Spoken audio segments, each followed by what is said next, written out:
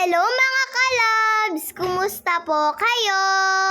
Eto nga po pala yung ulam namin kagabi. Smoked fish naman nga po ang niluto namin ni Mama, tapos ginisa po namin sa kamatis. Kung dati nga po ay puro tangi yung niluluto namin ganito, at ngayon naman po ay smoked fish. Gusto po kasi ni Kuya na smoked fish naman. Paborito po kasi ito ni Kuya eh. Tapos sa susunod naman ay tuyo na may kamatis. Ako po pala mga kalabs ang naggisa ng kamatis. Tapos si Mama naman po ang nagprito ng isda.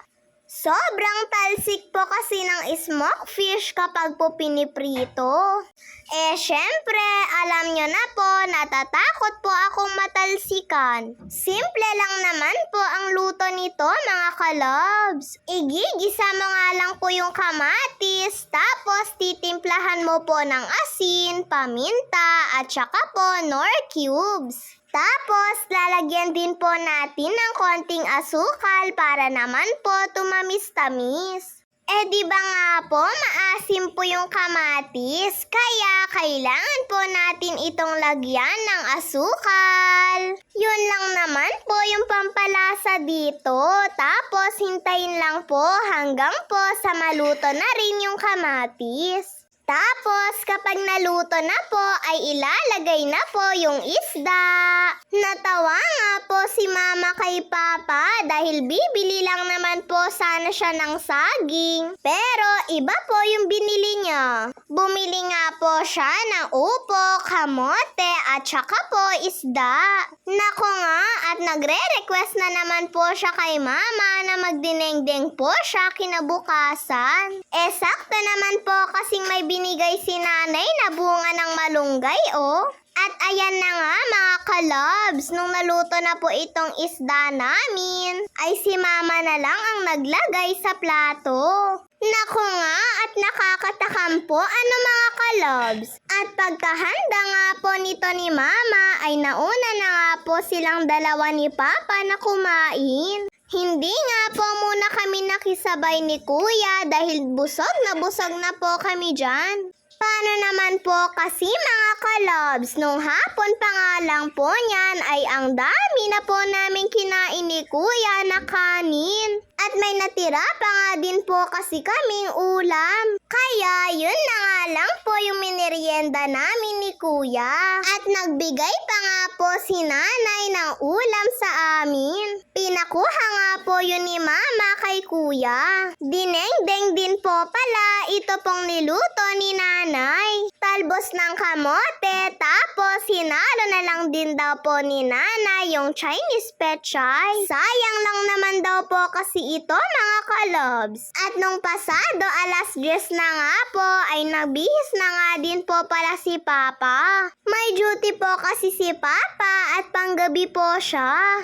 Kaya eto nga at nagpaalam na nga din po ako kay Papa. Kinabukasan na nga po siya ng 7:30 makakauwi dito. At kinabukasan nga po mga kalabs ay nagluto na po si Mama ng almusal namin. Inutusan pa nga po ako ni Mama na bumili ng tubig dahil konti na nga lang po yung tubig namin sa jug. Niloloko nga din po ako ni Tita LJ na kukunin daw po niya yung jug. Pero sabi ko nga po ay bibili ako ng tubig. Malapit lang naman po yun mga kalabs. At nung nakapaghanda na nga din po si Mama ng almusal namin ay kumain na nga din po kami. Medyo madilim nga din po dito sa loob dahil schedule nga po ngayon ng brownout.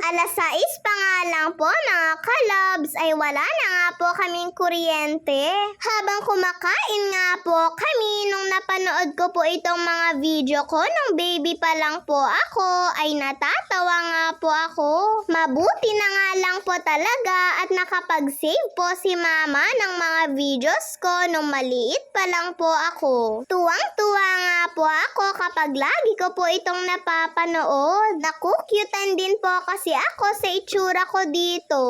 At medyo mataba-taba pa nga po yung pisngi ko. Sayang nga lang po dahil yung iba pa po naming videos nila kuya noon ay hindi po sinasadyang nabura ni mama. Na-save po kasi ni papa yun sa isang files lang. Tas hindi nga daw po alam ni mama na nabura niya po. Sayang nga lang po mga kalabs at sana napanood ko rin po yung iba ko pong videos. Kaya sabi po ni mama habang bata pa nga lang daw po kami ni kuya ay mag-video at mag-picture nga lang daw po kami. Para naman daw po kapag lumaki na kami at napanood daw po namin yun ay maaalala daw po namin yung itsura namin noon. At dahil maghapon nga pong brownout dito sa amin ay nagtambay na nga lang po kami ni papa dito po sa taas. Habang ginagamit ko nga po yung cellphone ni papa, sabi po niya ay titignan niya daw po yung ulo ko kung may lisa. Mainit din po kasi sa loob mga kalobs. Sabi nga po ni papa, baka daw po kapag nabubungan na po itong taas ng bahay namin,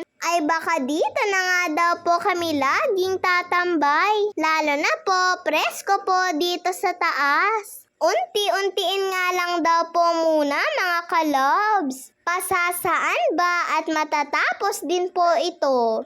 Maraming salamat po sa iyo, Lord. Bye-bye po mga kalobs. God bless po.